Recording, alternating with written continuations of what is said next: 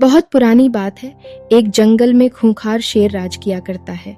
राजा होने के कारण वह शेर जंगल के बाकी सारे जानवरों पर धौंस जमाता था और उनका शिकार करके उन्हें खा जाया करता था। कई बार वह एक या दो नहीं बल्कि कई जानवरों को मार दिया करता था। इस बात से जंगल के सभी जानवर बहुत परेशान थे। उन्हें डर लगता था कि इस तरह एक दिन शेर जंगल के सारे जानवरों को खा जाएगा। इस बात का हल निकालने के लिए सभी जानवरों ने फैसला किया कि वो जाकर शेर से बात करेंगे और उसे समझाने की कोशिश करेंगे। इस फैसले के बाद हिम्मत करके दूसरे दिन सभी जानवर शेर के पास गए। शेर अपनी गुफा में आराम कर रहा था। उन सभी के आने के कारण उसकी नींद खुल गई। उन सभी को एक साथ देखकर शेर गुस्से से बोला, तुम सभी एक साथ यहाँ क्या कर रहे हो? मैंने कोई दावत रखी है क्या? इस बात पर जानवर दल का सरदार बोला, महाराज, हम सभी यहाँ आपसे एक विनती करने आए हैं। दरअसल आप जब भी शिकार पर निकलते हैं तो एक साथ कई जानवर मार देते हैं, जिनमें से कई को आप खा भी नहीं पाते। आपके ऐसा करने से हमारी संख्या कम होती जा रही है और आपकी प्रजा छोटी होती जा रही है।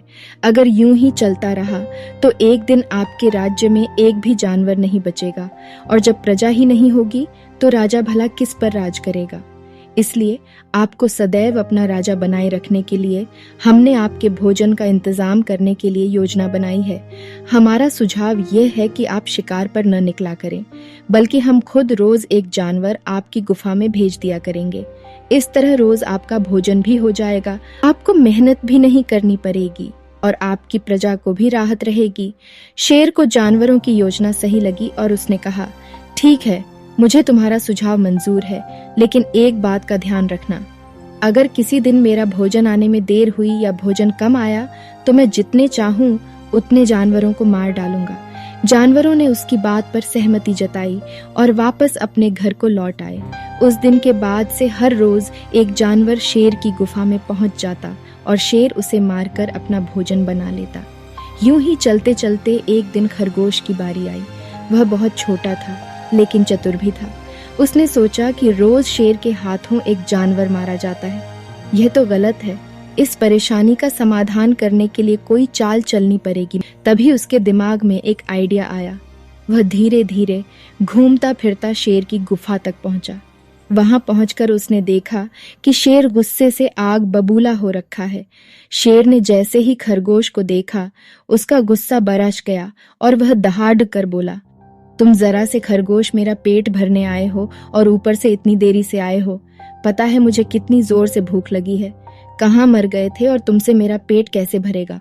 शेर को तिमिलाया हुआ देख खरगोश बोला, महाराज, मैं आपकी सेवा में अकेला नहीं आ रहा था, बल्कि मेरे साथ मेरे 5 साथी और भी थे। लेकिन महाराज, रास्ते में हमें एक और शेर मिल गया जो हमें खाने की जिद करने लगा।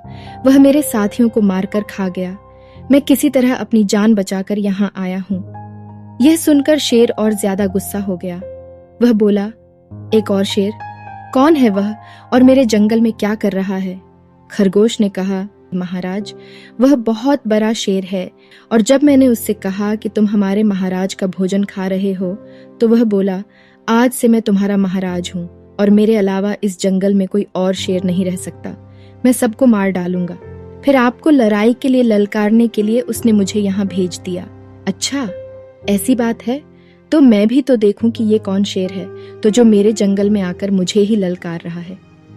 ले चलो मुझे उसके पास, शेर ने गरज कर बोला और खरगोश के साथ चल दिया। खरगोश उसे जंगल के बीच मौजूद एक कुएं के पास ले गया और बोला, महाराज, वो इस गड्ढे के नीचे गुफा में रहता है। आपको आता देख शायद वह अंदर घुस गया। दूसरे शेर को देखने के लिए जैसे ही शेर ने कुएं में झांका तो उसे अपनी परछाई दिखी और उसने समझा कि वह दूसरा शेर है। इसके बाद उसने दूसरे शेर को ललकारने के लिए जब दहाड़ मारी तो उसी की दहाड़ गूंजकर उसे सुनाई दी, लेकिन उसे लगा कि वह दूसरा शेर भी उसे ललकार रहा है। बस इतने में शेर को गुस्सा आया और उसने कुएं में छलांग लगा दी। छलांग लगाते ही शेर कुएं की दीवार से टकराया और पानी में गिरकर मर गया। यह खबर जब जंगल के बाकी जानवरों को मिली तो सारे बहुत खुश हुए और खरगोश की जय जयकार करने लगे। कहानी से सीख, बच्चों, इस कहानी से हमें यह सीख मिलती है कि मुश्किल से मुश्किल परिस्थिति में भी दिमाग शांत रखने से हर कठिनाई को आसानी से सुलझाया जा सकता है।